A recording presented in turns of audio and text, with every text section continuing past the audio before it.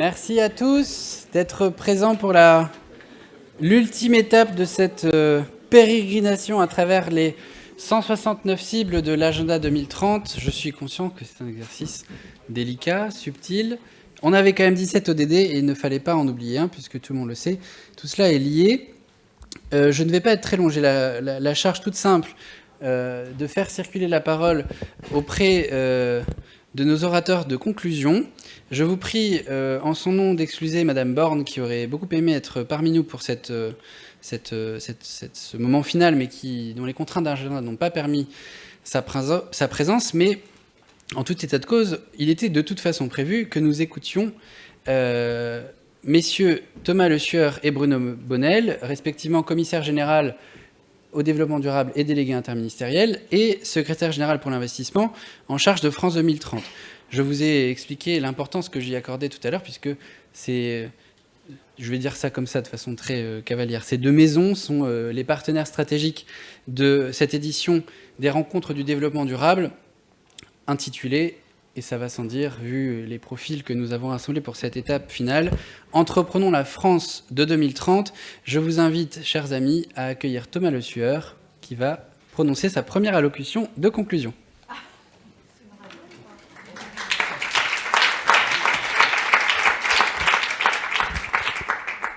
Merci, cher Thomas. Monsieur le secrétaire général pour l'investissement, mesdames et messieurs les parlementaires, mesdames et messieurs, il y a une variété de visages, de qualités, de grades et de fonctions dans la salle. Il ne me permettra pas de faire le tour, mais je vous salue. Et effectivement, c'est ma première allocution, ça en annonce d'autres, mais voilà, j'aurai la chance de vous dire encore quelques mots dans quelques minutes. Comme cette journée a été riche, depuis ce matin, le passage de tous ces ODD ont permis de les parcourir, d'avoir chaque fois un dialogue inspirant, des questions, beaucoup d'appels à l'action.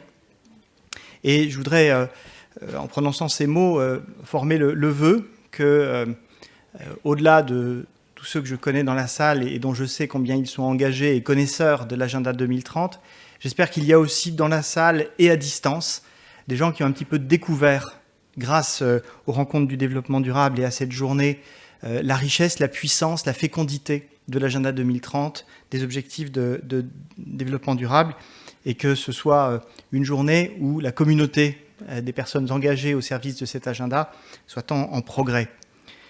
C'est une journée anniversaire, pas jour pour jour, mais c'est l'anniversaire de l'adoption des objectifs de développement durable. On a souhaité, en partenariat avec l'Institut Open Diplomacy, que je veux vraiment remercier, et tout particulièrement la personne de Thomas Friang, d'avoir accepté ce partenariat et faire en sorte que cette journée anniversaire que l'État organise pour contribuer à la mobilisation, soit intégrée, regroupée dans la dynamique puissante des rencontres du développement durable, parce que c'est bien l'idée, c'est que nous soyons mobilisés ensemble, sans opposition entre pouvoirs publics, acteurs de la société civile.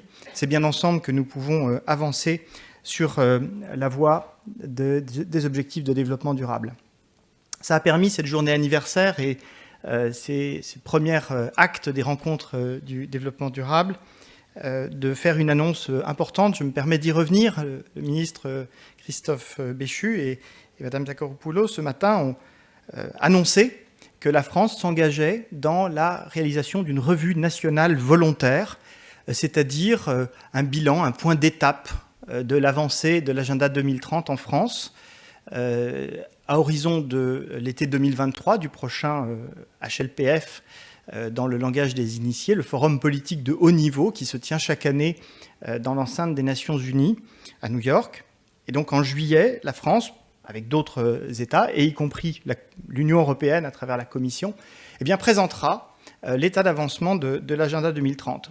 Ça signifie que nous avons du travail devant nous, les amis, du travail à faire ensemble, puisque ce sera un rapport de la France, donc présenté par les autorités françaises, mais c'est un rapport qu'il faut construire, élaborer ensemble pour porter la vision partagée de la situation, des avancées, mais aussi de ce qui reste à faire, bien entendu, pour réussir cet agenda 2030, et puis éclairer dans ce qui reste à faire, eh bien, l'action gouvernementale, qui a évidemment une place importante pour réussir cet agenda. Alors bien entendu, le contexte de crise multifactorielle, Thomas, je crois que tu parles de polycrise, nous fragilise collectivement. Il nous fait régresser sur un certain nombre de points dans la trajectoire de l'agenda 2030. Il faut le dire, ça a été décrit tout au long de la journée. Mais parce que je souhaite être positif, je pense que ce contexte nous aide aussi à nous mobiliser en prenant conscience de la vulnérabilité de notre développement. On dit que nous sommes tous des pays en voie de développement durable. Eh bien, le développement mondialisé, reposant sur la consommation de masse, a montré ses vulnérabilités, montré ses limites, montré ses conséquences. La prise de conscience progresse et elle est évidemment féconde. Elle est difficile en ce qu'elle nous fait régresser sur certains objectifs de l'agenda 2030, mais elle met aussi en lumière que l'immobilisme est perdant et que, au contraire, c'est dans le mouvement, en cherchant des solutions, en s'engageant dans la transition, en allant chercher ces facteurs qui sont des facteurs d'opportunité, eh bien, que nous pouvons avancer ensemble. Beaucoup d'entre vous, certainement, connaissent Michel Debré, qui, il y a quelques années, avait bien décrit le phénomène des crises, le mécanisme inhérent aux crises. Il qualifiait ces crises de conjoncture fluide, conjoncture qui fait que les cadres établis deviennent meubles, mobiles, évolutifs, et que ce qui parfois semblait immuable peut soudain se transformer et évoluer selon une logique qui est propre à la crise. Et donc je crois profondément qu'au-delà, et sans méconnaître les effets terribles que les crises, la polycrise que nous connaissons peut engendrer, c'est aussi un facteur nous permettant de faire de cette année de bilan, de revue nationale volontaire, une sorte de tremplin vers 2030. C'est moi ce que j'entends par l'idée d'entreprendre la France de 2030 dans un monde en hypertension. Nous devons éclairer tout au long de ces prochains mois toutes les actions qui sont possibles et en particulier celles qui sont rendues davantage possibles par ces crises, par le changement de conception et d'appréhension des enjeux du monde qu'elles provoquent. C'est évidemment entre nos mains collectives et c'est dans l'action que nous progresserons vers les objectifs de développement durable. Alors, entreprenons ensemble la France de 2030. Je vous remercie.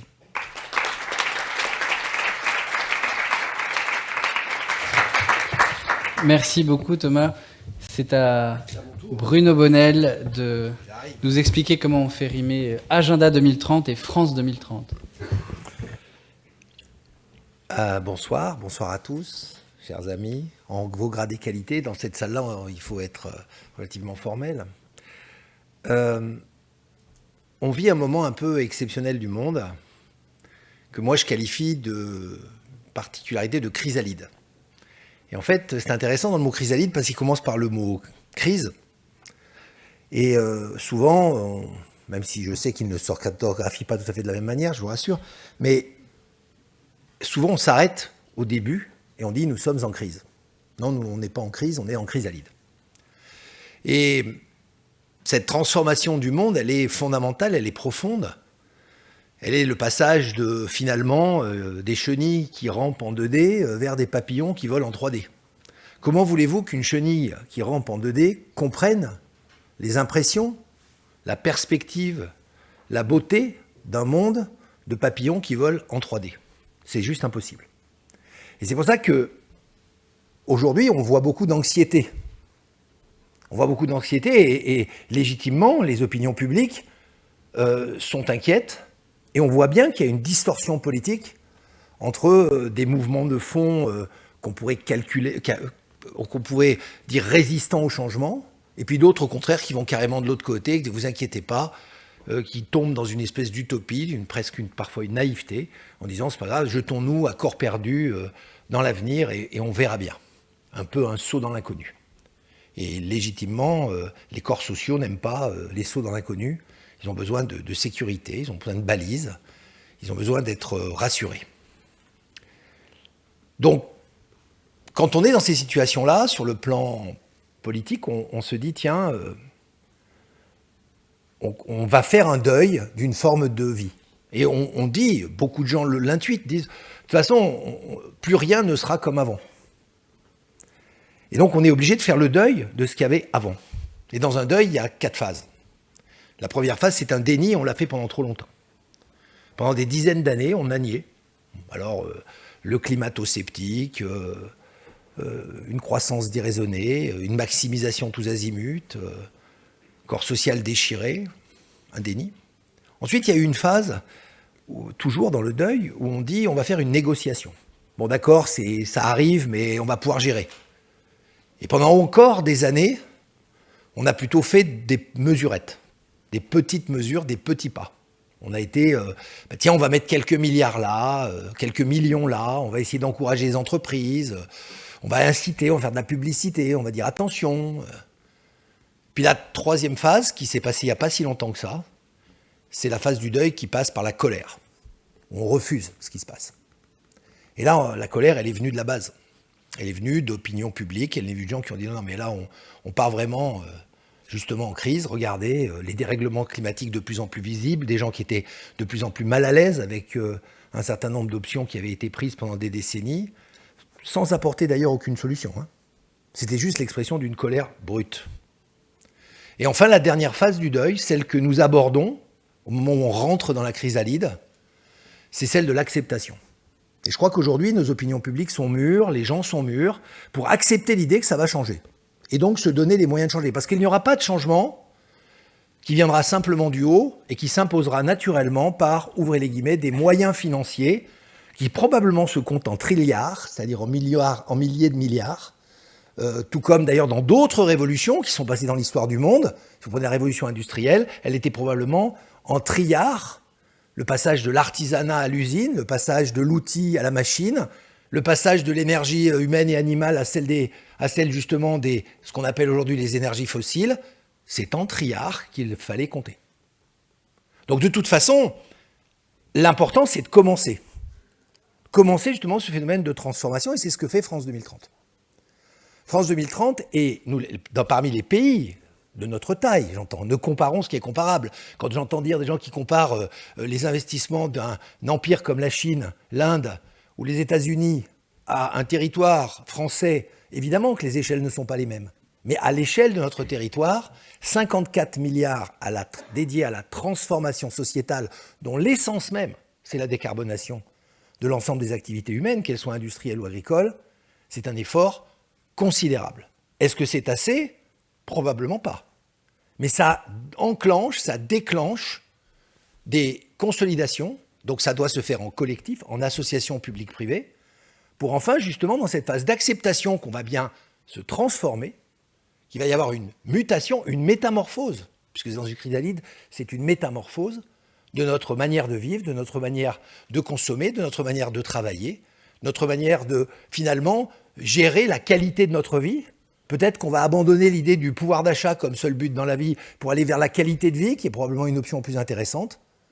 Et donc je pense qu'avec France 2030, ce que nous cherchons à faire, c'est justement parce qu'aujourd'hui, ce qui n'était pas le cas, ne serait-ce qu'il y a peut-être 4-5 ans, notre société française est dans une logique d'acceptation de ce passage dans une transformation qui sera probablement d'ailleurs douloureuse, qui ne sera pas simple.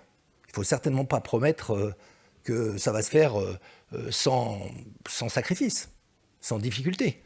Mais il faut se projeter, c'est pour ça que le projet France 2030 va bien au-delà en fait de la limite de 2030. Il va surtout de dire, ça va être ce passage nécessaire vers probablement un monde plus équilibré entre les ressources qu'il nous offre et ce que nous pouvons en faire en tant qu'espèce, en tant que mammifère, dont quand même, au fil des siècles, on a pu constater qu'ils transforment le monde dans lequel ils vivent. Voilà, moi c'est ce message un peu d'optimisme que je voulais vous donner. Ce n'est pas, France 2030, ce ne sont pas que des moyens économiques, c'est un état d'esprit. Moi je suis l'entraîneur de l'équipe de France 2030, dont vous êtes les joueurs, alors bon match. Voilà, merci.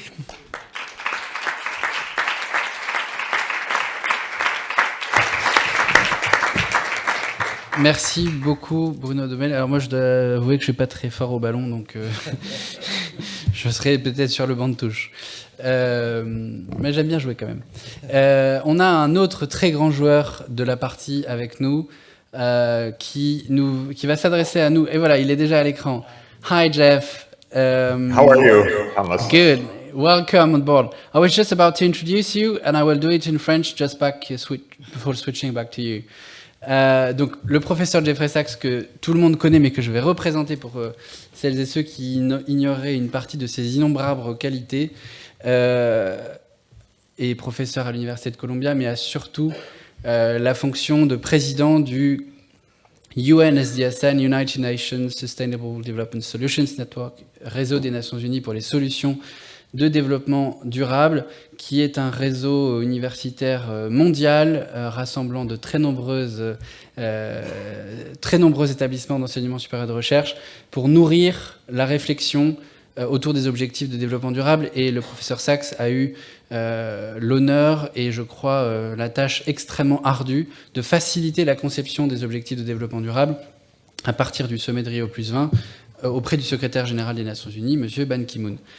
And we had the pleasure to host Jeff when the first RDD happened in 2020.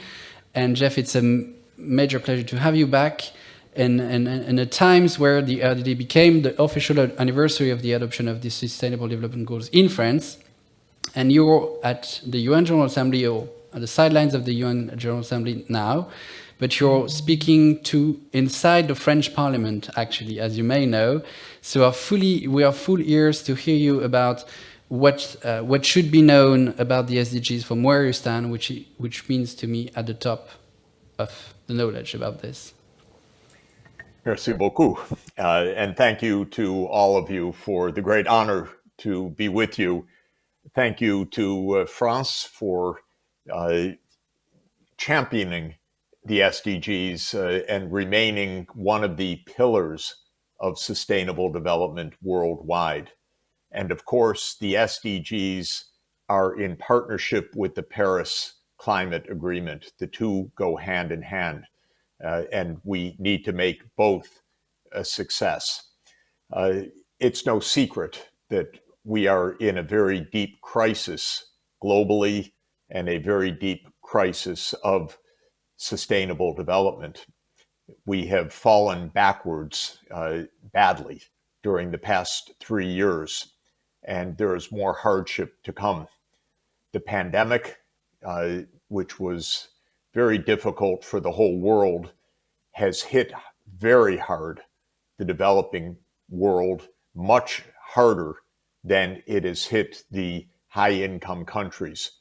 The developing countries have not recovered. They don't have the fiscal space. They don't have the monetary space. They could not deploy stimulus measures as was done in the European Union and the United States. They have been deeply disrupted. Now, the war in Ukraine and the sanctions regime have also profoundly destabilized much of the rest of the world. This is a tragedy.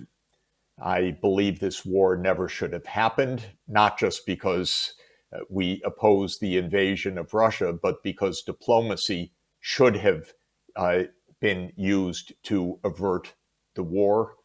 We need to get back to negotiations. There is no victory on the battlefield, and the more that this war is drawn out, the more it will damage the global fabric. The more this war is drawn out, the more it will reverse the progress on sustainable development, and the more it will divide the world. We need a negotiated end to this war, not a military victory, which is an illusion. So that has also destabilized the world. And now we have the significant tightening of monetary policy in both the Eurozone and in the dollar region. And this is creating a number of financial crises in developing countries as well. So the situation is not good.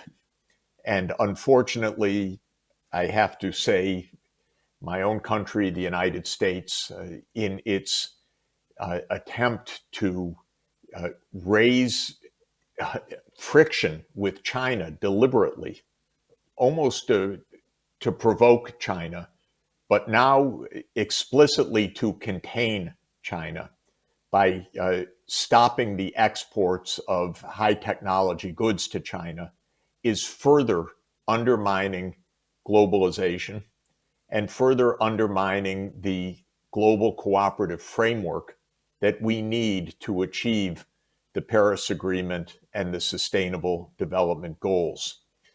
So my message, because you are political leaders of one of the world's most central countries, is we need global cooperation more than anything else to achieve sustainable development. And yet we are in what will be an unending war in Ukraine because we are not pursuing negotiations. And we are in a rising tension with China, deliberately made by the United States to provoke a harsh clash with China because the United States has decided that it must contain China. And the result of all of this is a deeply divided world and an unstable world, and a world in which basic measures of cooperation to achieve the energy transformation and sustainable development have been pushed to the wayside. And in our annual reporting on the SDGs, we're seeing significant measured declines now in the progress towards sustainable development, not just too slow, but reversals, outright reversals. I believe that there are two main components to getting back on track. My views are not universally shared, I can tell you. But one is to end the war in Ukraine at the negotiating table. I think what it means is a neutral Ukraine and to stop pushing NATO into the Black Sea region. That's my own view. I don't see any other solution, and I believe the ongoing war will threaten all that we are trying to accomplish.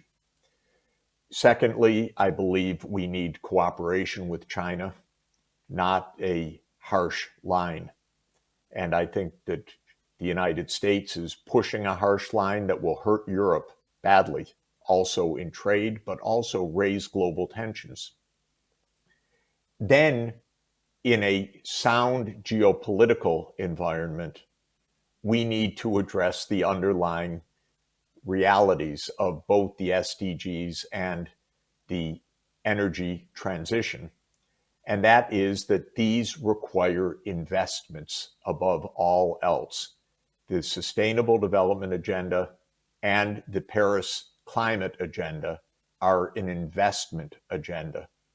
And that means greater flows of finance, especially to the low income and lower middle income countries of the world, so that they can undertake the investments needed for more prosperous, inclusive, stable, and sustainable societies.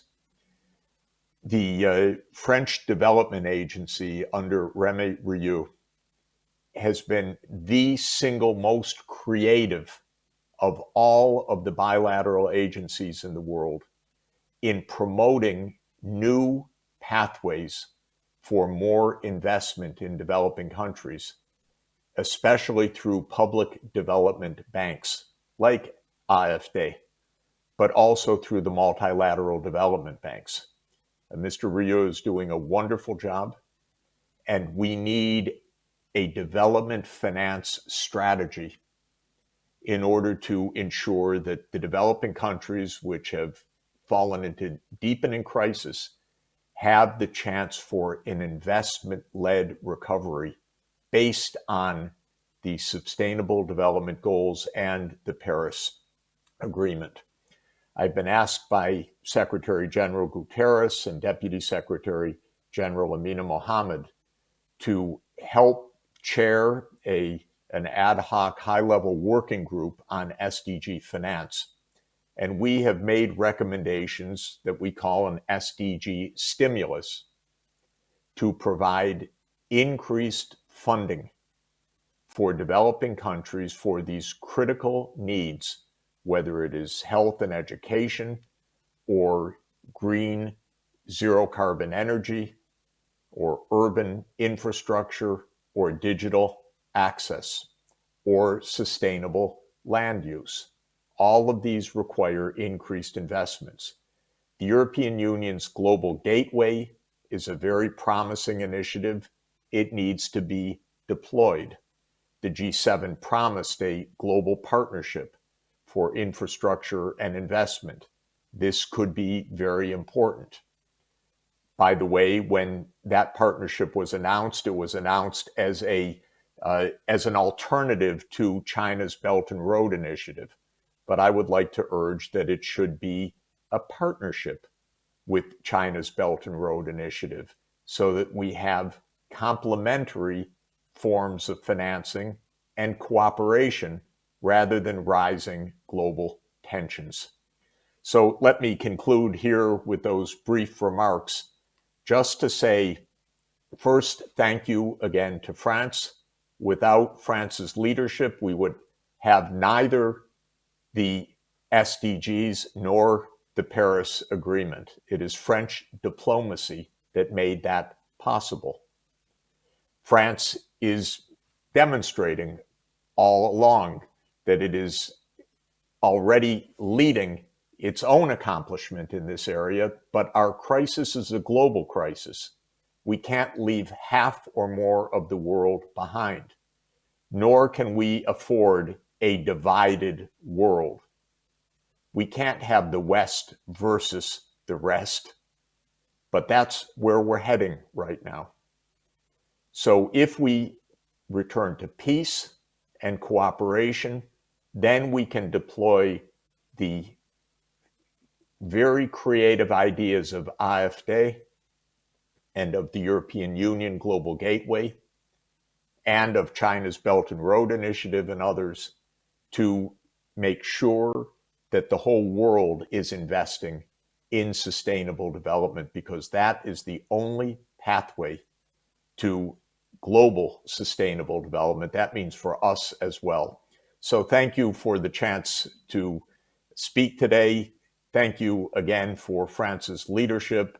And just to say, I am fully committed to working with you because you are so crucial and so dynamic in this regard. And anything that I can do and that the organizations that I help to lead can do, please count on me. Thank you so much.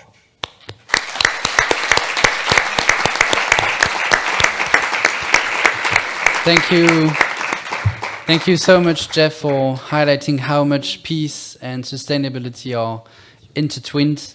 We are fully aware that at the head of UN General Assembly, you have a very busy schedule, so we thank you for taking the time being with us, and wish you best luck in this very demanding marathon. Good luck. Goodbye. Bye-bye. Thank you. Thank you.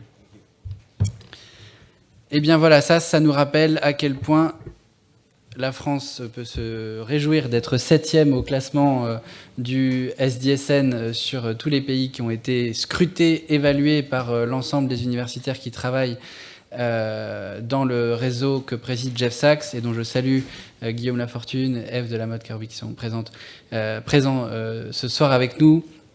Mais 7e dans un monde instable, ça nous oblige d'autant plus à être actifs, surtout que 7e ne veut pas dire parfait et qu'on a beaucoup de boulot.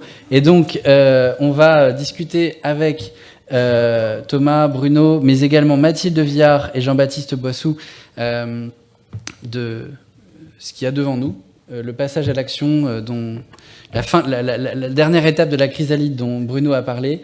Merci pour cette très belle métaphore qui nous permet de conclure avec une forme de poésie cette journée d'une grande densité. Je voudrais vous présenter Mathilde et Jean-Baptiste, qui sont des êtres lumineux à mes yeux. Mathilde était cette année la chef de notre jeune délégation au Y7, donc au G7 des jeunes, que l'Institut Open Diplomacy a eu le plaisir de fonder au plan mondial pendant la présidence française du G20 et du G8 en 2011, mais il se trouve que la présidence est tournante, donc ça ne reste pas tous les ans en France. Cette année, c'était à Berlin, et l'équipe de Mathilde, que vous avez entendu toute la journée, avec Pablo, avec Cécile, avec... ils sont deux dehors tout à l'heure. Bon, tout le monde nous a compris, ont animé la journée, mais c'est l'équipe de Mathilde, l'équipe de France côté G7, et on a l'équipe de France côté G20, avec Juliette, avec Lauralie, avec Toan. Jean-Baptiste a animé notre délégation qui s'est rendue au G20 des jeunes en Indonésie. Alors ça n'a pas aménagé notre bilan carbone, mais ça a fait bouger nos idées. Et on va donc procéder à cette discussion en s'appuyant sur les recommandations que les jeunes ont soumises aux chefs d'État et de gouvernement du G20 et du G7, puisque Jeff Sachs nous l'a rappelé à l'instant même. Le sujet est devenu éminemment géopolitique. Et je dois dire que si le G20 prend la tournure qu'il est en train de prendre, c'est-à-dire d'imploser, on est coton. Donc on va essayer de se baser sur l'hypothèse qu'il est encore bien vivant en s'appuyant sur les travaux de Mathilde et de Jean-Baptiste. Alors pour ça, Jean-Baptiste et Mathilde m'ont partagé les recommandations qui leur tenaient à cœur. Il y en a plein d'autres et malheureusement on ne va pas pouvoir toutes les couvrir. Pour pouvoir... regarder ce qui, dans l'esprit des générations des moins de 30 ans, s'échafaude à l'échelle mondiale et comment ça peut nourrir les réflexions des pouvoirs publics représentés ici par Bruno Bonnell et Thomas Le Sueur. Et naturellement, je vous invite à poser des questions. On va donc aborder 3 axes. Un axe qu'on n'a pas exploré encore et malheureusement, on n'a pas encore de journée thématique qui est d'idée, c'est-à-dire la transformation du secteur agricole. Avec le nombre d'ingénieurs agronomes qui sont dans cette pièce, je ne désespère pas qu'on trouve une solution pour les RDD 2023. C'est une perche tendue. On va aborder évidemment le chapitre santé et environnement qui nous tient très à cœur et qui aussi est une préoccupation majeure des Français qui sentent bien que l'environnement déréglé, ça touche directement leur santé personnelle. Et comme Jeff et Bruno nous y ont invités, on va évidemment parler financement de la transition. Alors, je vous propose, si vous avez des questions, de poser vos questions toujours avec le système de micro au fil de ces 3 axes. Pour commencer sur la transition du secteur agricole, je rappelle quand même pourquoi c'est important d'aborder le sujet, parce que le secteur agricole, qui représente certes maintenant moins de 1%, je crois, de l'emploi en France, reste un secteur très émissif. Il y a probablement une inexactitude sur les masses que je viens de donner. Je ne vais pas m'aventurer sur les émissions de carbone du secteur agricole, mais je suis sûr que Thomas connaît ça par cœur. Et Mathilde, je sais que sur la transformation des modèles agricoles au niveau du Y7, vous en avez parlé, et je voudrais savoir quelles recommandations vous avez formulées. Oui, effectivement, bonjour à tous, merci Thomas pour cette introduction. Donc on a porté au niveau du Y7 une proposition qui consiste à finalement passer à l'échelle l'agriculture, les pratiques agroécologiques d'agriculture, qui est une agriculture qui consiste à préserver la biodiversité plutôt que de la détruire, avec 3 grands défis. D'abord le défi climat et biodiversité, puisque un sol riche, c'est un sol qui capte du carbone et donc qui contribue à lutter contre le réchauffement climatique. Un enjeu de santé humaine et animale, et en particulier humaine, puisqu'on sait que les intrants chimiques sont néfastes pour la santé humaine, alors au premier chef des agriculteurs qui les utilisent, mais aussi pour les consommateurs finaux. Et puis un enjeu aussi de rentabilité économique à moyen et long terme, puisque avec l'épuisement des sols auxquels on fait face par l'érosion de la biodiversité, eh bien, on risque d'avoir des rendements économiques qui seront moindres parce qu'on a des sols qui sont moins résilients aux sécheresses, aux canicules, et y compris aux inondations, qui sont des phénomènes qui sont amenés à se multiplier et à s'intensifier. Donc dans ces conditions, on a vraiment besoin de passer à l'échelle cette agriculture régénératrice. Et pour ce faire, donc d'abord de façon très concrète, ça consiste en fait à planter des haies pour séparer les champs, varier les cultures et les alterner, limiter drastiquement l'utilisation d'intrants chimiques.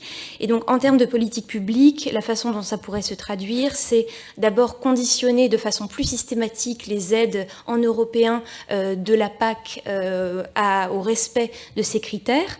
Et puis également, en parallèle, mieux accompagner les agriculteurs dans cette transition. Ça peut être par exemple un accompagnement financier pendant la période charnière où les rendements agricoles sont moindres, la période charnière du passage à l'agroécologie où les rendements sont moindres avec des aides financières à ce moment-là. Et puis aussi mieux faire connaître toutes ces pratiques agroécologiques, les rendre accessibles et inclure. Et là, les services déconcentrés, à mon avis, peuvent jouer un rôle crucial et le jouent déjà. Voilà pour cette première proposition, Thomas. Merci beaucoup Mathilde. Tout à l'heure, je fais une petite aparté avant de me tourner vers toi Thomas. Je suis allé voir les éco-délégués, je leur ai dit, vous allez voir quand vous aurez passé le bac, vous irez dans la prochaine étape, c'est-à-dire jeunes délégués au G20, au G7, parce qu'en effet, il y a de la substance, il y a de l'engagement. Thomas, tu as entendu la proposition de Mathilde. Je sais qu'évidemment, la transformation du secteur agricole, c'est quelque chose que tu regardes de près, à la fois avec le prisme Agenda 2030, mais aussi avec la stratégie nationale bas carbone. Comment est-ce que vous y travaillez du côté du ministère de la Transition écologique et de la cohésion des territoires ?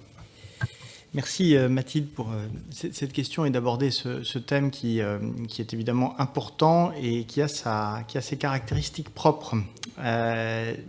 Quelques rappels sur effectivement le secteur agricole. C'est un secteur important en termes d'émissions de gaz à effet de serre, puisque c'est 19% du total.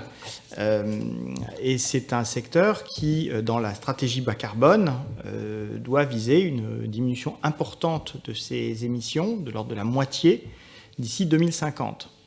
C'est un point un peu singulier, puisque les autres secteurs, la stratégie nationale bas carbone, c'est la neutralité carbone à 2050. Et pour la partie agricole, c'est une réduction de moitié des émissions. Pourquoi ? Ça fait partie des caractéristiques propres à ce secteur, c'est que ce n'est pas l'énergie qui est cause de la majeure partie des émissions de l'agriculture, ce sont les intrants, ce sont les pratiques agricoles elles-mêmes, le cheptel est facteur d'émissions. Donc il y a des choses qui sont un petit peu différentes du secteur industriel ou du secteur des transports, où c'est essentiellement la source carbonée de l'énergie qui est à l'origine des émissions. Donc un secteur qu'il faut traiter de façon un peu spécifique, mais qui est amené en effet à se transformer, à faire partie de la chrysalide qu'évoquait joliment Bruno Bonnell. Cette transformation, elle est engagée, elle est inscrite dans la politique agricole commune, qui fait l'objet d'un nouveau volet qui se met en œuvre à compter du 1er janvier prochain, avec un mécanisme progressif de transfert vers de l'éco-conditionnalité pour favoriser le replantage de haies, réduire les émissions liées aux intrants, favoriser le développement de l'agriculture biologique. Tout ça est bien inscrit dans la politique agricole commune. La question qui est véritablement en débat, c'est le rythme, c'est l'intensité de cette transformation. La stratégie française prévoit un objectif de réduction de 18% des émissions à horizon 2030, et en 2019, nous en étions à 8% de diminution, ce qui était à peu près la trajectoire prévue. C'est une trajectoire qui a fait une pente douce et une pente un peu plus infléchie à partir de 2020, comme d'ailleurs l'ensemble de la stratégie bas carbone française. Donc, pour l'instant, on est à peu près sur l'axe. Ce n'était pas un axe très exigeant, mais il était déjà transformant. La question, c'est comment aller plus vite et à quel prix, à quelles conditions d'acceptabilité. C'est là qu'on retrouve ce qui est... J'ai parlé des spécificités de l'agriculture, maintenant je vais aller sur les aspects qui sont communs à tous les secteurs qu'il convient de transformer. Eh bien, ça signifie tout ce qui a été évoqué, changer la manière de travailler, changer les équilibres économiques des agriculteurs, bouleverser les choses qu'ils ont apprises dans leur formation et tout au long de leur vie professionnelle, Bref, ce n'est pas rien de mettre en danger, parce que c'est toujours une prise de risque de changer, de passer au bio ou de réduire de façon importante les intrants et notamment les pesticides, parce que, eh bien, il y a plus d'aléas lorsque vous avez une agriculture qui est moins encadrée par les produits. Elle a beaucoup de vertus, cette agriculture plus régénérative, mais elle comporte des freins et des sources d'inquiétude qui méritent d'être accompagnées. Voilà, donc moi je ne prends pas débat je ne vais pas faire le débat sur est-ce qu'on va assez vite ou pas assez vite. Je veux simplement aussi rappeler que l'agriculture, à côté de cette source d'émissions de gaz à effet de serre que j'ai rappelé, elle est aussi une part de la solution.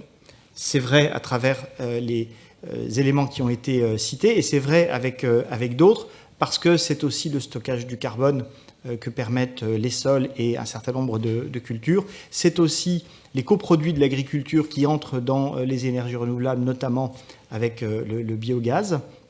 Bref, c'est vraiment un secteur qui mérite une attention particulière, et si l'appel à candidature qui a été lancé peut permettre d'en faire un objet et un temps plus approfondi dans l'avenir, je pense que ce serait une excellente chose. J'insiste.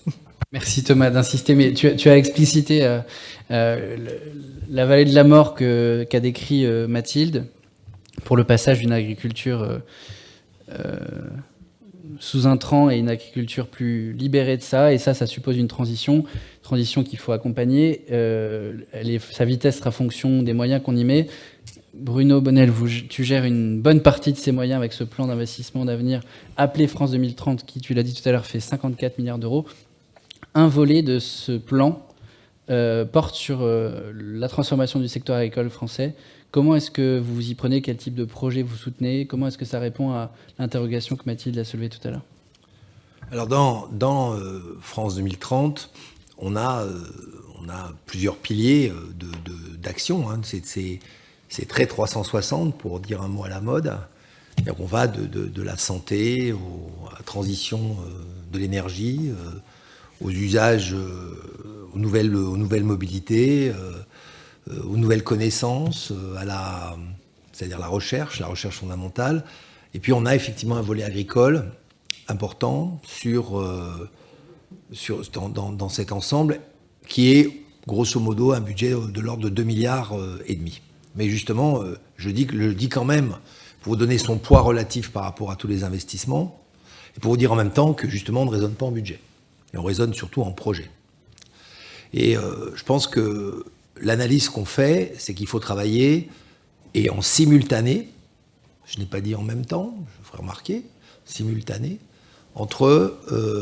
sur ces urgences que vous venez de décrire, sur cette décarbonation, qui passe par toutes les mesures que vous décrivez, et probablement d'autres, sur problématique des phytosanitaires, etc., mais en même temps, réellement, sur des nouvelles manières, une nouvelle forme d'agriculture.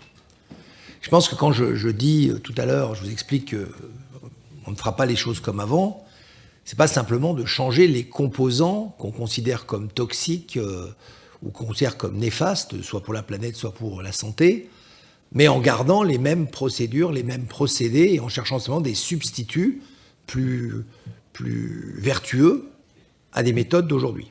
Donc on investit à la fois dans cette réflexion et ces mouvements d'innovation dans les composants d'aujourd'hui, de l'agriculture d'aujourd'hui, et dans les réflexions d'une agriculture différente pour des nouveaux modes de consommation, ou d'une nouvelle réflexion sur notre rapport à l'alimentation et la manière que nous avons de nous nourrir.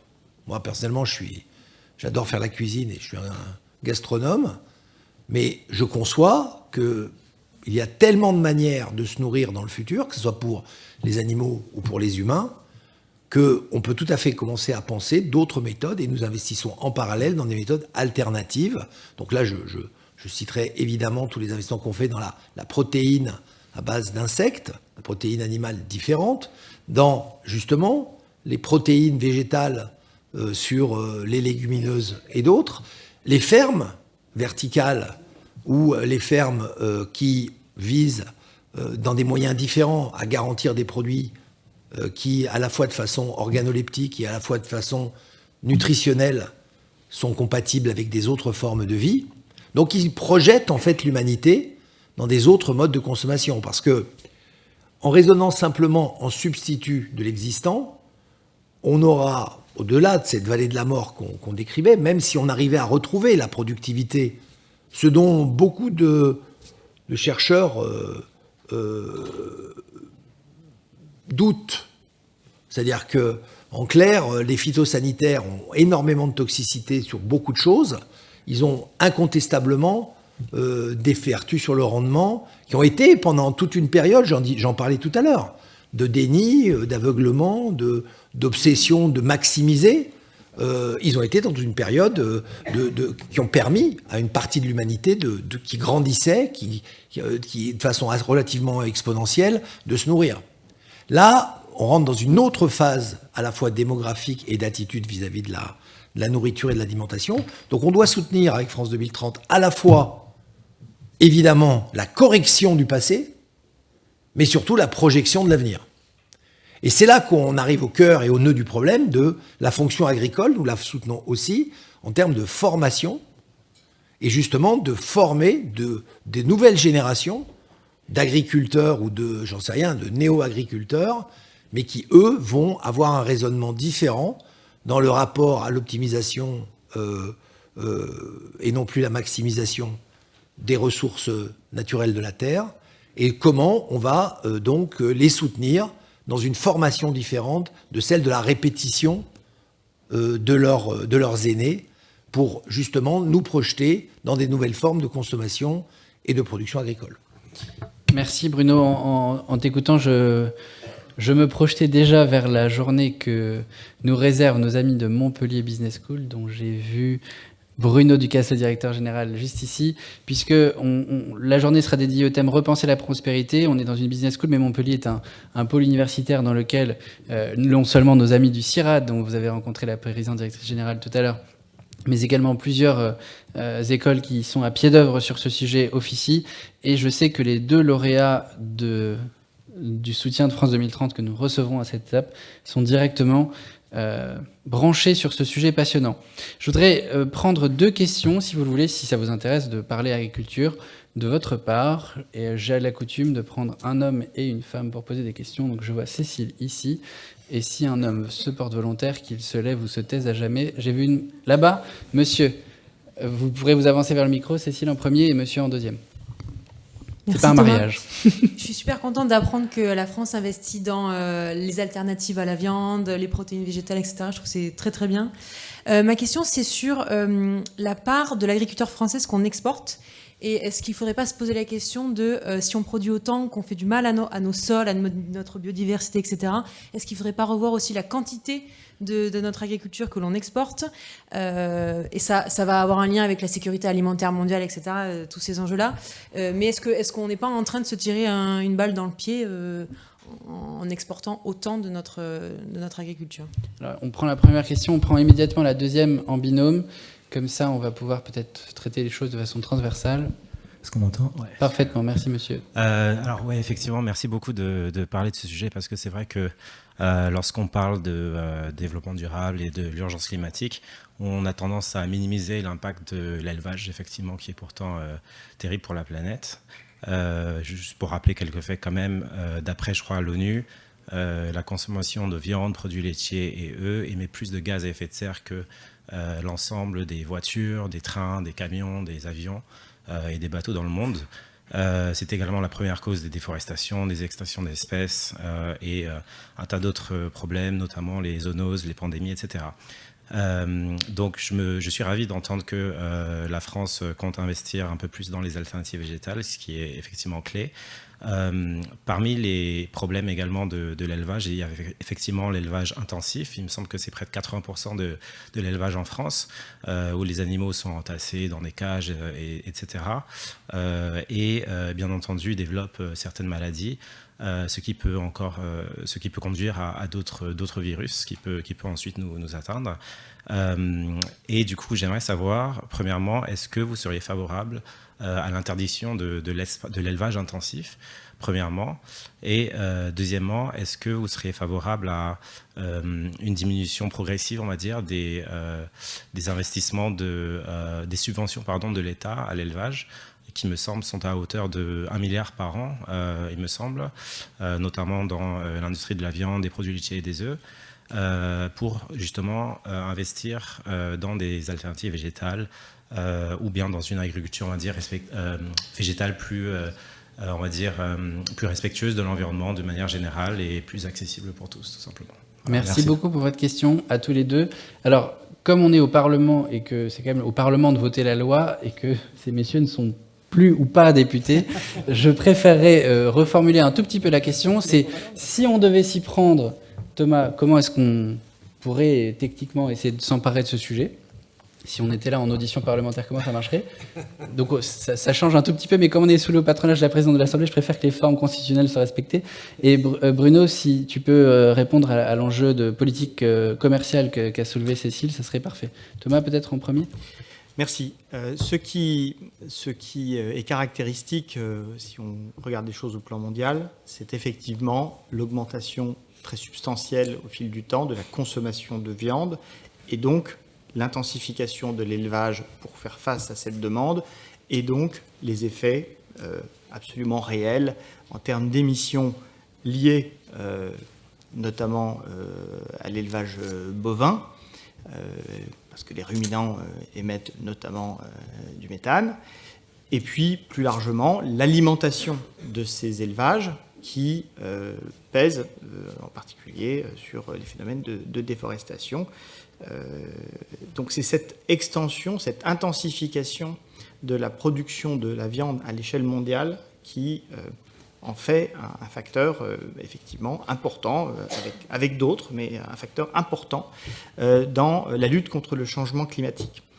La situation de la France n'est pas exactement alignée sur la situation mondiale, mais les mêmes facteurs ou les mêmes éléments sont néanmoins présents, voilà, avec moins d'intensité. Et donc il est important soit de regarder la question à l'échelle française, soit de regarder la question à l'échelle mondiale. Le problème est vraiment très intense à l'échelle mondiale, il est moins intense à l'échelle française. Les solutions, elles sont multiples et il y a bien sûr la tentation d'avoir des solutions assez radicales pour être rapides et efficaces, mais en regard, c'est tout l'enjeu du développement durable. Il y a bien ce que je disais tout à l'heure, des éleveurs qui ont des modes de faire, de production, qui cherchent des solutions mais qui ne sont pas toujours disponibles, d'où l'enjeu d'un plan protéines pour substituer des protéines végétales et avoir une alimentation, y compris animale, mais d'origine plus maîtrisée que des importations qui pèsent qui contribuent à la déforestation à l'échelle mondiale, pour avoir une production française qui soit moins émissive. Voilà. Ça renvoie aussi plus largement, bien entendu, au choix alimentaire et à des enjeux très profonds, très intenses de culture, de manière de vivre. Et au fond, à travers la question de la consommation de la viande, on retrouve un des facteurs, un des éléments les plus saillants dans le débat public, mais il y en a d'autres qui interrogent chacun sur son mode de vie et sa contribution, ou pas, avec un rythme qui appartient à chacun, à une réduction de son empreinte. Donc moi je trouve que l'enjeu, c'est pas d'opposer tel ou tel comportement, c'est vraiment de renvoyer, d'éclairer les citoyens sur le fait qu'il existe des calculateurs carbone pour comprendre comment chacun de nous a une empreinte, a un coefficient d'émission et sur quoi nous pouvons jouer. Et l'essentiel, c'est que chacun s'engage.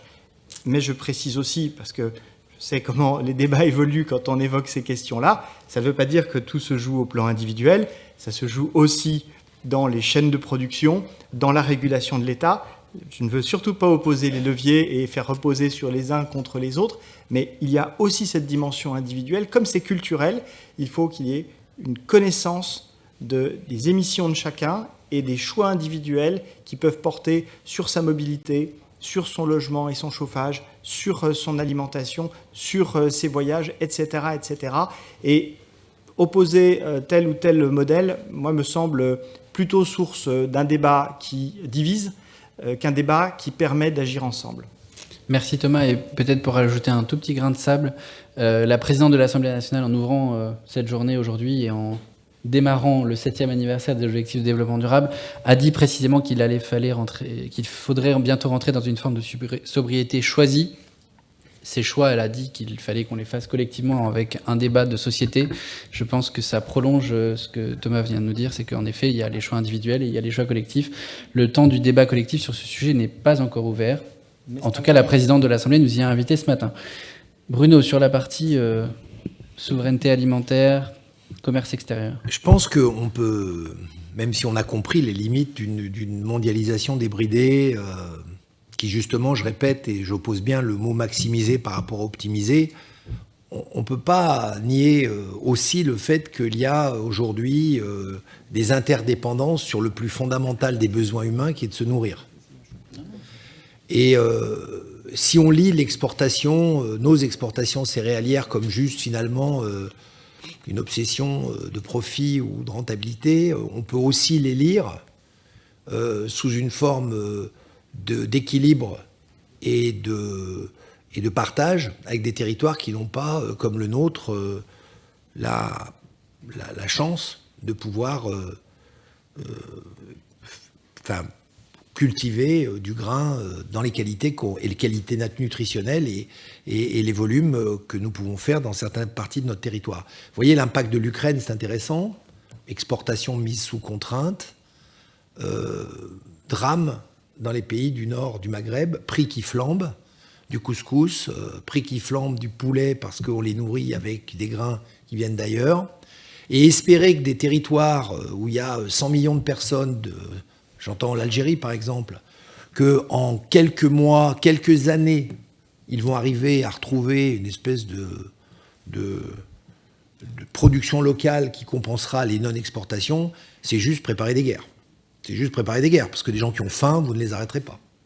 Donc je pense qu'il faut trouver un équilibre, et là je vous rejoins, entre ces spéculations sur l'exportation et finalement une réduction d'un monde que je vous qualifie aujourd'hui d'avant. On a tellement dit qu'il y aurait un monde d'après qu'on n'en parle plus, mais où finalement l'obsession était de se dire qu'on mesurait toutes les actions, et on critique d'ailleurs politiquement toutes les actions, à l'aune simplement de l'économie, c'est-à-dire de la rentabilité, du profit, vers un monde sur lequel on doit comprendre que tous les pays, en tout cas dans une zone géographique, on va dire euro-africaine en ce qui nous concerne, parce que les océans sont quand même beaucoup plus complexes en termes de gestion des transports, que le rôle des pays, c'est aussi d'arriver à faire un échange vertueux.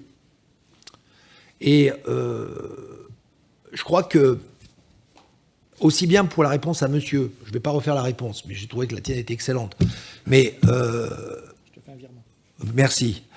Et aussi que pour votre réponse, je pense que, méfiez-vous, moi j'adore l'énergie que vous exprimez et les volontés et la détermination que vous avez, mais les solutions, de mon point de vue, ne sont pas aussi simples qu'une radicalité, qu'elle soit législative ou qu'elle soit individuelle. Je pense que cette mutation dont je vous ai parlé, cette chrysalide dont je vous ai parlé, elle va durer un certain temps. Et elle va être, cette progression serait perturbée, à mon avis, serait handicapée, parce qu'elle créerait des forces de résistance majeures, si on va vers une espèce de posture, de principe, en disant c'est ça ou rien. Donc je crois que, tant pour le grain, sur lequel, à mon avis, on a à réfléchir du pourquoi on doit exporter et qu'est-ce qu'on fait avec. C'est quoi la valeur qu'on transmet, pas la valeur économique, mais c'est quoi les valeurs qu'on peut échanger entre pays qu'on veut garder dans des équilibres de paix. Je dis souvent, ça fait sourire, que France 2030, c'est aussi un investissement sur la paix. Pourquoi je dis ça ? Parce que en essayant justement de dynamiser l'innovation, en essayant de montrer qu'il y a des voies alternatives à l'éco-anxiété ou aux crises que nous vivons aujourd'hui, on stabilise aussi des situations. Et je pense que pour répondre clairement à votre question, il faut surtout qu'on investisse dans ces exportations avec du sens, autant qu'on doit avoir du sens dans la manière dont on produit. Et je ne suis pas sûr que ça soit aujourd'hui le cas, et c'est là qu'on doit avoir les efforts. Voilà comment je pourrais vous répondre le plus honnêtement possible. Merci beaucoup Bruno pour ça. Je vois l'heure qui tourne et on a tous envie d'aller au cocktail et on a aussi quelques réunions de travail encore pour certains qui bossent très tard. Je vais donc devoir mettre entre parenthèses le chapitre santé et environnement. Je m'en excuse tout particulièrement auprès d'Elisabeth Toutu-Picard qui préside le groupe Santé Environnement et qui a façonné le 4e plan de Santé Environnement. Et donc je voudrais me tourner, qu'on s'adresse directement au chapitre financement de la transition. D'abord parce que j'aime les sous, parce que c'est ça qui apporte des solutions. Donc Jean-Baptiste, je sais qu'au niveau du Y20 en Indonésie, il y a quelques semaines, vous avez beaucoup parlé de financement de la transition. J'aimerais bien que tu nous rappelles l'essentiel de votre recommandation. Merci Thomas. En effet, je pense que ça a été assez bien souligné par les orateurs précédents, que ce soit Bruno, que ce soit Jeffrey Sachs, l'importance de tout ce qui est financement de la transition. On a travaillé sur plusieurs volets, entre le financement direct et le financement indirect, étant donné qu'il y a des sources de financement qui sont relativement simples à trouver aujourd'hui. C'est pour ça qu'on a inscrit dans notre communiqué le fait de sortir immédiatement de tous les financements des énergies fossiles. Rien qu'en termes de taille, depuis l'implémentation de l'accord de Paris, ça représente à peu près 4600 milliards. Donc ces financements, on n'a pas besoin de les créer, mais on a juste besoin d'aller les récupérer. Et à notre sens, on n'a pas besoin de se donner une feuille de sortie. Il faut tout simplement les supprimer immédiatement. Évidemment, il y a des industries qui sont dépendantes du carbone et dont on ne va pas pouvoir tout de suite couper les subventions. Je pense à la sidérurgie, par exemple, ou ce genre d'industrie dont on a besoin et dont on a surtout besoin d'un plan de décarbonation pour eux. Donc ce qu'on proposait, c'était d'indexer justement ces subventions dans ces industries dépendantes du carbone sur des objectifs de décarbonation, dépendant de la disponibilité des technologies. Je pense par exemple à l'aviation, qui aujourd'hui n'a pas de moyens de sortir concrètement à une horizon telle qu'on le présente dans notre rapport, et d'autres domaines qui n'ont pas, à l'inverse, des technologies qui le permettraient. Ensuite, il y a les financements évidemment directs. Donc, on a rappelé dans notre communiqué l'établissement d'un prix du carbone selon 3 niveaux et en dollars. Heureusement, désolé pour nous Français, mais voilà, pays du G20 oblige. Et sur un critère qui serait le PIB par tête, et non pas le PIB global des pays, étant donné que c'est important pour nous d'avoir cette idée de justice sociale dans la logique de l'implémentation d'un prix du carbone. Et enfin, la troisième raison, qui rejoint un petit peu l'idée de financement indirect, c'est le fait d'obliger de façon dans la loi ou coercitive les entreprises enlistés publiquement, les organismes financiers et les gouvernements d'ici à 2024 de mettre en place une stratégie pour coller à l'objectif 1,5 degré de l'accord de Paris. Et le fait d'implémenter ces objectifs avec justement des moyens de reporting derrière et qui soient justement coercitifs permettront que les financements soient naturellement redirigés vers la complétion de ces objectifs, puisque finalement c'est ça l'objectif qu'on essaie d'atteindre. Merci Jean-Baptiste. Thomas, c'est en rapport direct avec le fonctionnement de la stratégie nationale bas carbone. Et là, ce que Jean-Baptiste nous dit, c'est qu'on descend de l'échelle de la filière à l'échelle de l'entreprise, en fin de compte, sur la fiscalité, enfin sur les budgets carbone. On va avoir pour ça un outil majeur que prépare l'Union européenne, qui doit délivrer en octobre la fameuse directive CSRD, donc qui fixe une grille de qu'est-ce qui est vert ou pas, si je fais très vite, mais tu vas nous expliquer ce que c'est. Comment est-ce que la France y a contribué et qu'est-ce que vous en attendez du côté du ministère de la Transition? Parce que c'est censé flécher l'argent dans la bonne direction, comme nous y invite Jean-Baptiste. Oui, il y a toujours beaucoup de raisons et je les partage. Je trouvais que les choses ne vont pas assez vite, mais parfois ça laisse dans l'ombre la puissance et la force des réformes structurelles qui se constituent, se mettent en place et vont produire des effets puissants, commencent à les produire. Et c'est le cas notamment de cette directive dite CSRD qui en gros est sur le reporting extra-financier, ce qu'on appelait la RSE autrefois, et qui va rendre plus contraignant et plus public aussi, et voilà, plus exigeant pour un plus grand nombre d'entreprises, les engagements et la transparence des actions et donc des effets environnementaux notamment, mais aussi sociaux des entreprises. Et il y a également, tout ça est très lié, ce qu'on appelle la taxonomie, pardon pour le jargon, mais je pense que beaucoup d'entre vous le connaissent.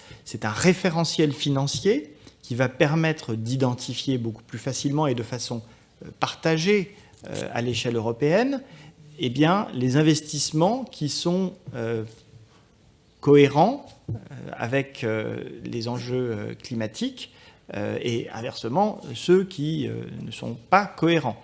Et donc, cette taxonomie va permettre de donner un levier, un outil commun de verdissement de la finance, phénomène qui a déjà commencé mais qui est modeste, qui a commencé d'ailleurs notamment en France par un label et un référentiel qui s'appelle Greenfin.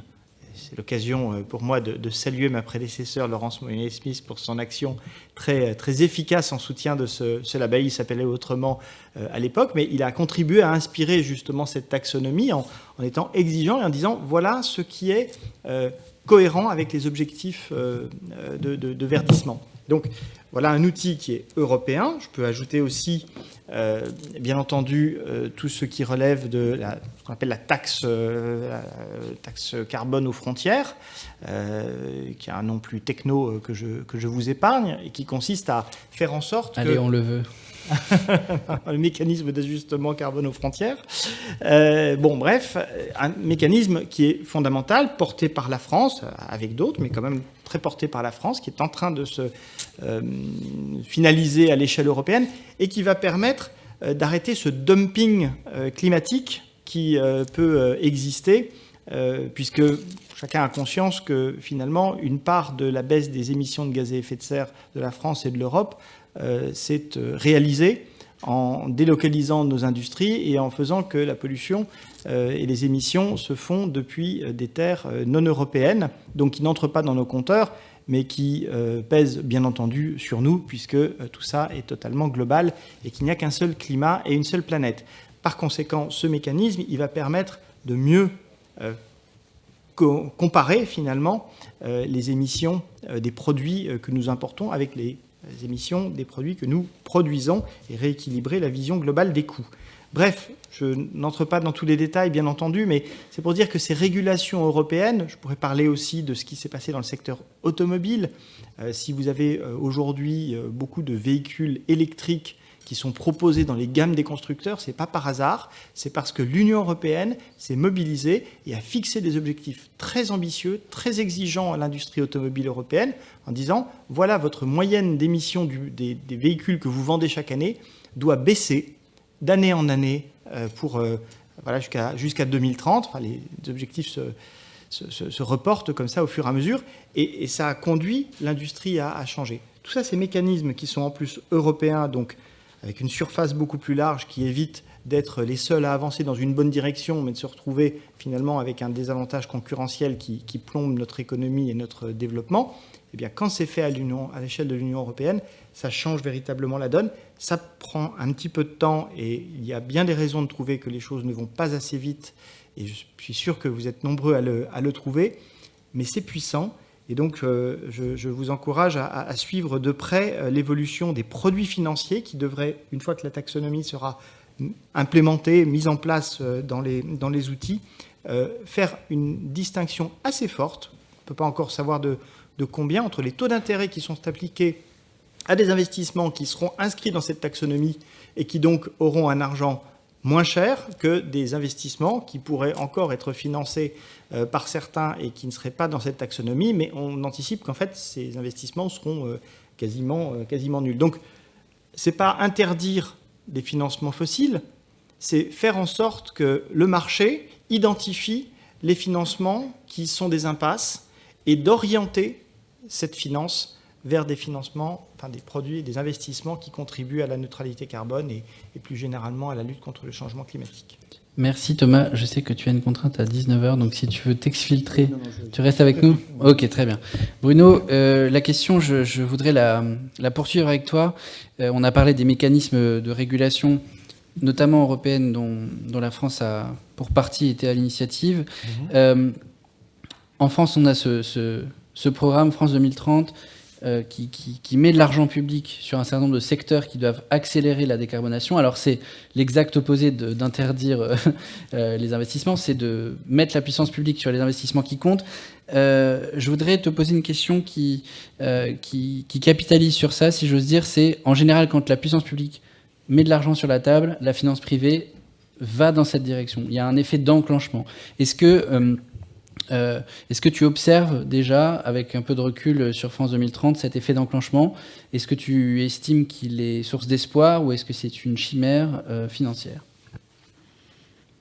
Alors, je ne peux pas m'empêcher quand même de répondre à Jean-Baptiste sur son observation sur interdire. Moi, je suis de la génération 68, je suis désolé, donc il est interdit d'interdire. C'est quand même quelque chose que j'ai vu sur tous les murs de Paris et je trouvais que c'était une belle phrase. Mais au-delà de la boutade, on est quand même dans un monde qui a investi, trop investi, surinvesti sur effectivement ces énergies fossiles, considérant qu'il valait mieux brûler une matière rare qui est le pétrole, qui aurait pu être et qui peut être une matière première intéressante, s'en servir comme combustible plutôt que s'en servir effectivement dans un abominissement plus intéressant. Il n'empêche que ces installations, vous voyez régulièrement, si on ne les maintient pas, elles seront génératrices de crise.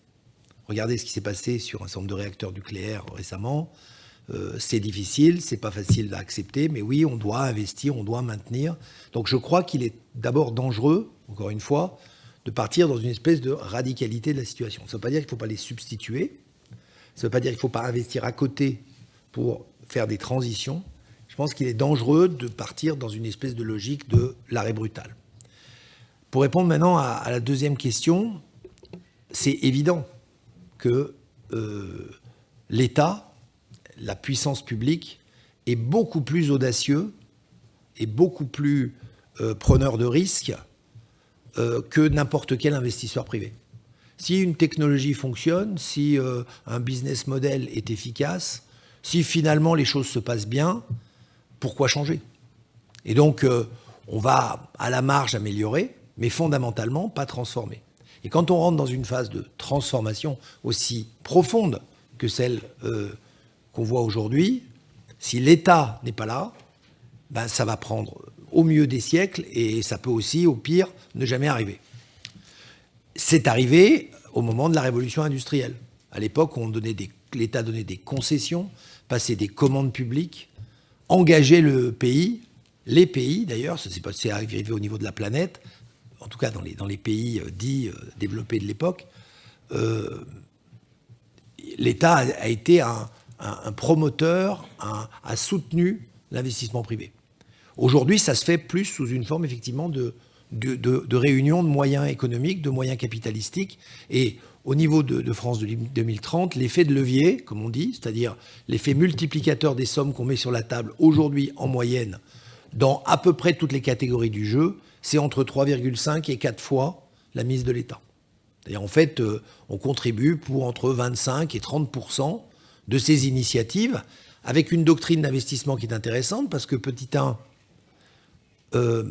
elle est fortement incitative, c'est-à-dire que si quelque chose se fait ou peut se faire sans l'intervention de France 2030, qu'elle soit en capitaux, qu'elle soit en subventions, qu'elle soit en avance remboursable, qu'elle soit en commande publique, si quelque chose peut se faire sans cette intervention, laissons faire.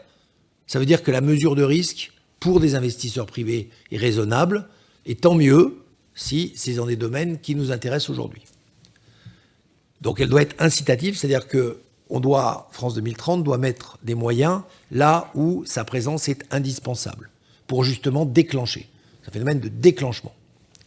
La deuxième chose, c'est qu'elle doit être, je vais le répéter encore une fois, transformatrice, c'est-à-dire que l'objectif, c'est l'innovation, non pas comme une offre à un marché, comme une invention nouvelle, mais l'innovation comme la réponse à une demande sociétale. Donc elle doit être transformatrice.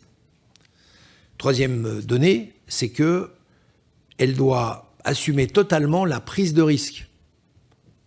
Jusqu'au bout. C'est-à-dire qu'elle doit probablement faire des paris sur des technologies, des méthodes, des femmes et des hommes, sans grande visibilité, ou en tout cas sans assurance, en disant, dans le monde d'incertitude que nous vivons, c'est une idée intéressante et il faut la pousser. Et enfin, elle doit être égalitaire, extrêmement sélective, mais égalitaire, au sens de dire, c'est l'innovation pour tous et partout, et on ne sait pas aujourd'hui d'où viendront les solutions. Donc sur notre territoire français, elle doit vraiment adresser l'intégralité du territoire, que ça soit métropolitain ou les Outre-mer. Elle doit chercher à dire, peut-être que la solution viendra de vous, et c'est France 2030, c'est l'exact opposé d'un plan régalien qui aurait raison et qui expliquerait, comme au bon vieux temps des années 70, qui expliquerait qu'il faut faire un avion supersonique de telle forme et de telle taille, ou qu'il faut faire un train à grande vitesse qui fasse telle vitesse, mais qui dirait au contraire, on a des solutions à trouver, ce qu'on appelle les appels à manifestation d'intérêt, que le territoire, les chercheurs, les entrepreneurs nous les proposent, et à ce moment-là, nous les sélectionnons et nous leur donnons les moyens de se développer.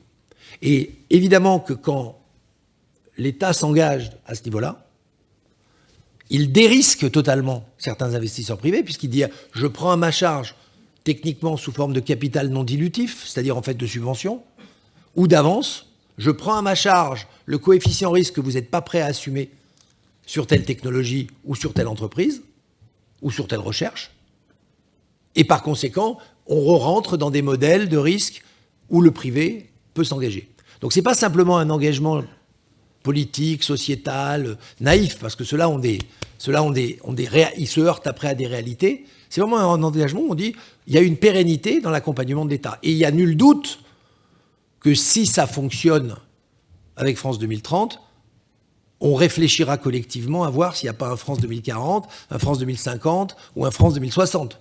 Parce que de toute façon, cette chrysalide dont je vous parlais, si l'État n'accompagne pas son émergence, son accélération, je ne pense pas que spontanément, les capitaux privés s'y mettront. Dernier point là-dessus, j'en ai une preuve, je ne le dis pas, je ne pense pas, parce que c'est juste mon intuition. Je vois bien, par exemple, que depuis la guerre en Ukraine, la spéculation sur l'énergie, en termes d'allocation d'argent des, ouvrez les guillemets, privés, c'est plutôt porté sur le jeu traditionnel de rentabilité court terme. Et on a vu que tous les investissements dans un certain nombre de technologies avancées, en tout cas vu le nombre de dossiers que j'ai reçus où les gens n'arrivaient pas à boucler leur financement, c'est relativement effondré. Et donc c'est encore une fois, c'est encore une raison pour laquelle il faut dire le privé, il est trop, c'est pas moi d'en juger, en tout cas pas à cette tribune-là, il est trop pragmatique. On peut arriver à faire des compensations, mais c'est toujours très long. Vous voyez les histoires sur les super profits, sur comment on déclenche des taxes, etc. C'est compliqué, ça finit en mécano ingérable, dont les incidences sont complexes. Donc il faut justement qu'on prenne le problème dans l'autre sens. Quels sont les projets ? Ces projets sont stratégiques ou sont essentiels sociétalement. L'État intervient pour dérisquer, sans d'ailleurs autre rentabilité du projet que l'impact qu'il a sociétalement. En tout cas, nos critères de France 2030 ne sont pas des critères de TRI. Nous avons comme critère l'impact sociétal des projets qu'on soutient. Que ce soit en termes de souveraineté, de performance, de développement de territoire, d'équilibre homme-femme, de création d'appétence pour la technologie et la science. Donc, c'est-à-dire que le raisonnement de l'État, c'est de dire je vais apporter l'énergie cinétique, non seulement économique, mais également de régulation, qui va permettre au privé de trouver un rationnel dans l'accompagnement à ces risques-là. Voilà. Merci Bruno, c'est très clair et j'en profite pour faire un peu de pub parce que on a, avec l'Institut Open Diplomacy, publié une note sur comment est-ce qu'on pouvait donner toute sa puissance au concept de planification écologique en n'employant pas planification écologique au sens de Gosplan, mais au sens de cadre qui permet de maximiser l'engagement de tous les acteurs. Et on a évidemment mentionné le rôle des programmes d'investissement tels que celui que tu pilotes pour y parvenir. J'invite donc chacun à s'en saisir, à nous en faire part, puisque je l'ai dit ce matin, C'est notre buvard pendant les 8 étapes des rencontres du développement durable. Ça fait déjà 15 pages et je suis sûr qu'au 9 décembre, ça en fera au moins 50 pour formuler des recommandations encore plus précises sur ce qu'une bonne planification écologique pourrait être. Je vous propose qu'on prenne 2 dernières questions. Je vois plein de mains, alors je vais devoir choisir, c'est très arbitraire. Alors je vais proposer à Gilles et à Madame ici, qui est la fondatrice de Décision Durable. Gilles, si tu peux prendre le micro juste là. Et Madame, vous pourrez faire de même juste ici. Bonjour à tous, je m'appelle Gilles Béraud, je dirige une association qui s'appelle Stop Exclusion énergétique et je voulais insister sur un point de compétence. Là, on parle d'une vision assez globale et je suis plutôt optimiste sur les financements. Nous, notre objectif avec tous nos membres qui va d'ATD Carmonde à Schneider et autres et des collectivités, c'est 500 000 personnes, 500 000 foyers en France qui sont en dessous du seuil de pauvreté, qui vivent dans les passoires thermiques. On a un problème très technique, c'est pas tant d'aller trouver l'argent, c'est l'ingénierie personnelle des gens qu'on appelle nous les ensembliers solidaires. On vient de lancer une formation il y a un peu plus d'1 an et on va la développer, qui sont capables à la fois de l'ingénierie sociale et des plus pauvres, à la fois évidemment de l'ingénierie technique du bâtiment, mais surtout cette ingénierie financière. Et aujourd'hui, on a fait une étude il n'y a pas longtemps, il n'y a pas de formation, il n'y a pas de compétences. Il y a des gens compétents, il y a 100 personnes sur nos sujets à nous, mais j'entendais tout à l'heure l'agriculture. La question, c'est qui humainement est capable de faire la tournée, d'aller voir chaque agriculteur, qui a cette compétence extrêmement large et qui rejoint nos ODD, de accompagner, piloter, et comment on va former ces gens-là. Nous, nos 500 000 familles, c'est à peu près 11 000 ensembliers solidaires. On a calculé ça avec un cabinet de conseil qui va bien. Mais comment on va massivement, et est-ce que, et là je m'adresse à toi Bruno, est-ce que tu considères que cette ingénierie de terrain, ça fait partie de ton ambition de France 2030 ? Alors, je ne vais pas laisser Bruno répondre. J'ai le privilège du modérateur. Madame, si vous voulez bien prendre le micro. Oui, bonsoir. Comme Thomas l'a dit, je suis la fondatrice du magazine Décision Durable. Je suis Nafissa Goupil. Et donc, j'ai une question pour Bruno Bonnel. Vous avez parlé de TRI. Vous dites que l'État investit et que le mode de calcul n'est plus... Vous n'êtes pas dans le mode de calcul, justement, de TRI. Est-ce qu'il ne serait pas justement le moment d'intégrer également dans vos investissements tout ce qui tourne autour de l'ESS, de tout ce qui est impact social, sociétal. Et ça, je trouve que ce serait une innovation disruptive dans les équations, dans le cadre de l'investissement. Merci beaucoup. Merci madame. Alors je vais me permettre d'utiliser mon privilège jusqu'au bout. Bruno, on a la notion de TRI, je voudrais bien que tu y répondes, et pour que Thomas puisse répondre aussi.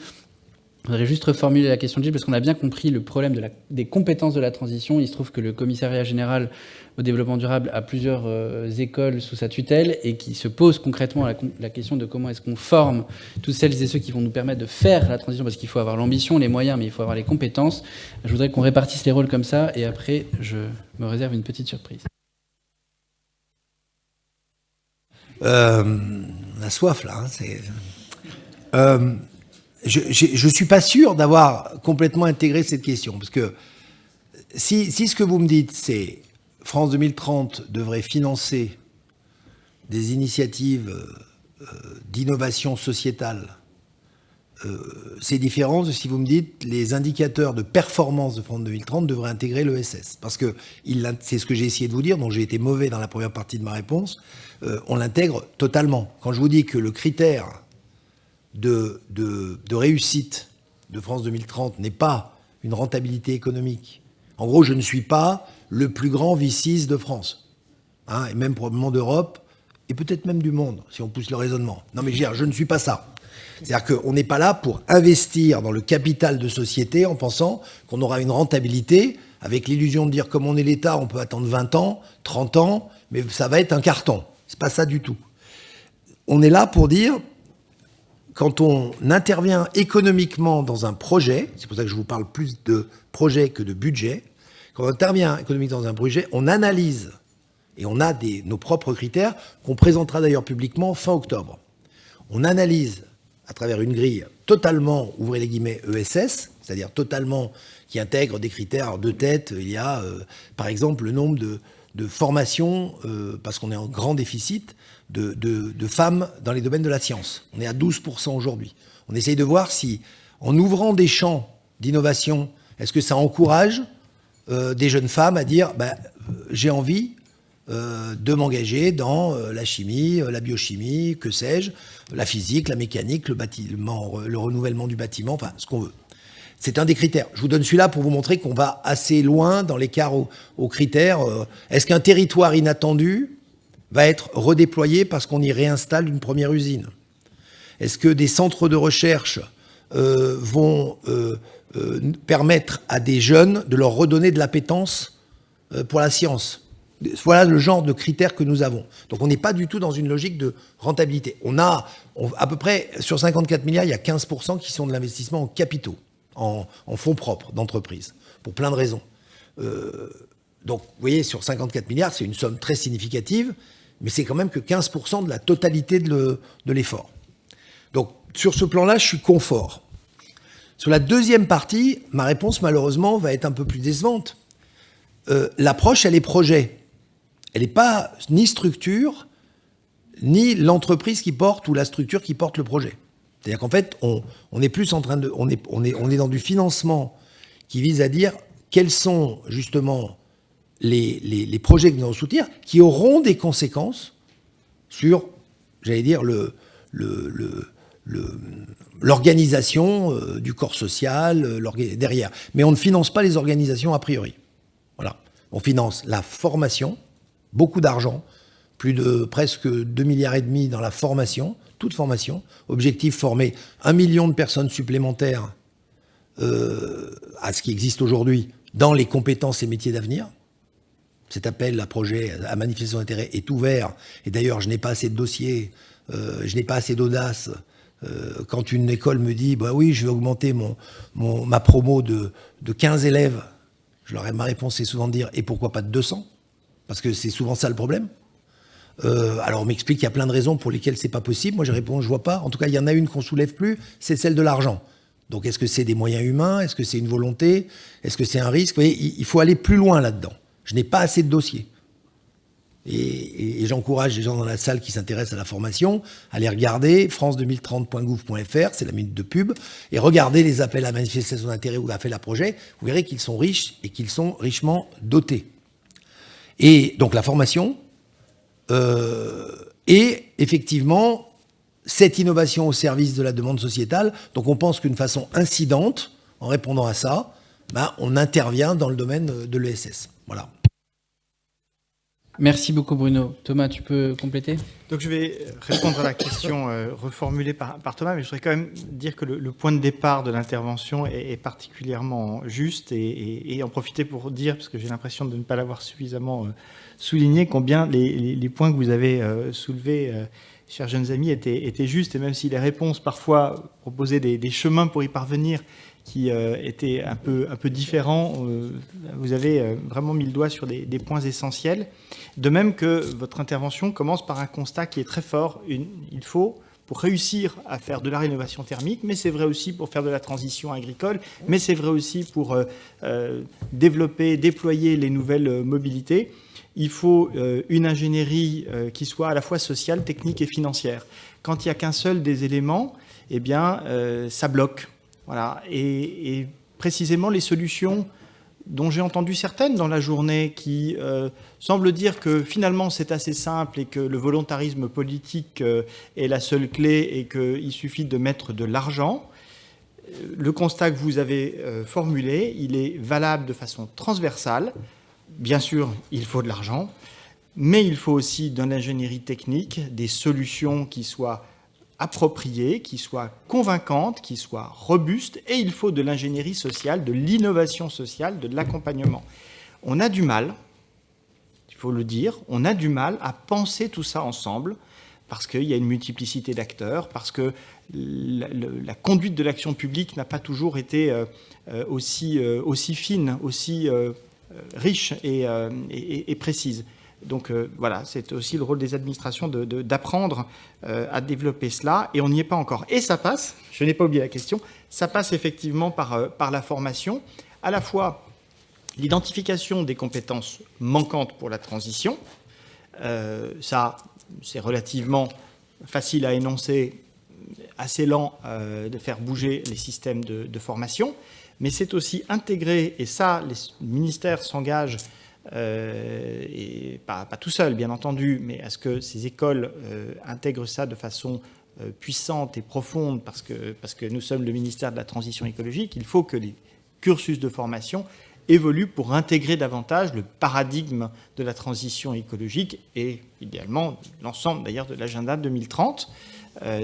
C'est quelque chose qui n'est pas énoncé de façon nouvelle, mais qui prend de l'ampleur et je crois qu'il y a une volonté très, très forte au sein du ministère, mais aussi plus largement dans l'ensemble de l'enseignement supérieur, sous une certaine pression amicale de la jeunesse de France et en particulier des futurs jeunes diplômés. Et c'est une excellente chose d'avoir cette transformation profonde. Il y a de très belles initiatives qui sont lancées. Il faut le massifier. Et le ministère entend, en tout cas, voilà, à l'ambition, il faut être modeste malgré tout, mais à l'ambition d'être assez exemplaire sur ce point. Je ne dis pas que nous le sommes à l'instant T, mais voilà, work in progress, comme on dit en mauvais français. Merci beaucoup Thomas et Gilles, Madame, pour vos deux questions qui étaient extrêmement pertinentes. Ça me donne l'occasion d'annoncer ce qui va se passer après cette journée anniversaire des ODD, et on poursuit les rencontres du développement durable, toujours sous le patronage de la présidente de l'Assemblée nationale, même si on ne sera plus à l'Assemblée nationale, puisqu'on va parcourir le pays et même un peu plus avec des écoles qui précisément s'engagent. Je voudrais saluer nos amis de Centrale Supélec qui nous accueilleront dans la ville qui m'est chère, Metz, sur le thème « Innover pour shifter » le 30 septembre. Alors là, on est dans le cœur du cœur de ce sujet. Comment est-ce qu'on développe des projets de recherche, d'innovation qui vont le plus vite vers la maturité technologique dont Bruno Bonnel a parlé tout à l'heure. Rendez-vous donc à Metz le 30 septembre. Je salue en particulier Monsieur Tavernier qui représente Centrale Supélec ce soir et les dirigeants de l'école qui vont nous rejoindre incessamment sous peu. Le 7 octobre, direction Bordeaux, pour être plus précis, Talence, sur le campus des Arts et Métiers. On parlera de la meilleure façon de généraliser l'économie circulaire. Je voudrais sincèrement remercier Laurent Champanet qui, en plus de diriger cette grande école d'ingénieurs et qui répond très pratiquement à ce défi que Thomas vient de décrire, est également président de la conférence des grandes écoles et nous aide à faire savoir à quel point il est essentiel de se mobiliser partout à travers, pas seulement les grandes écoles, mais aussi les universités, bien entendu. Cette journée sur l'économie circulaire précède donc celle qui se déroulera le 14 octobre à Nantes sur le thème digitaliser et transiter. On va interroger les reflets, les effets de miroir entre transition numérique et transition écologique. Et plus largement, les enjeux de la RSE du secteur de la tech. On sait qu'ils sont nombreux, pas seulement sur le plan environnemental, mais aussi sur le plan sociétal. On sera à Audencia, école qui nous accompagne depuis le début des rencontres du développement durable, qui est basée à Nantes, qui est la première école membre, si je ne m'abuse, du Pacte mondial Réseau France, dont je salue à nouveau les amis qui sont ici avec nous. Ça nous amènera tout droit ensuite à Montpellier. J'ai déjà parlé un petit peu de la journée de Montpellier tout à l'heure qui se tient toujours le 21 octobre. On repensera la prospérité. Enfin, on a commencé un petit peu ce soir. Ça sera une journée passionnante, toujours chez nos amis et partenaires très fidèles d'Occitanie. Pour celles et ceux qui aiment voyager, je vous offre une invitation au voyage, comme diraient mes amis romantiques. En train, si vous voulez. Merci, Ève, de le rappeler. Ou à vélo, ou d'autres, à pied, pourquoi pas, à cheval. Ensuite, direction Linz, en char à voile. Elle est bonne, celle-là. Direction Linz à Lyon. Je salue naturellement la présence de Frédéric Fautiadu qui dirige cette magnifique école, l'engagement remarquable, pas seulement du corps professoral de la recherche, mais aussi du campus, qui est un exemple vivant que j'ai hâte de voir de mes propres yeux après 2 années de RDD Covidé. Le 18 novembre, c'est la journée qui s'intitule « Inventer la sobriété », parce que on a choisi ce terme « inventer » parce que pour l'instant, on est dans une forme de sobriété subie. On passera...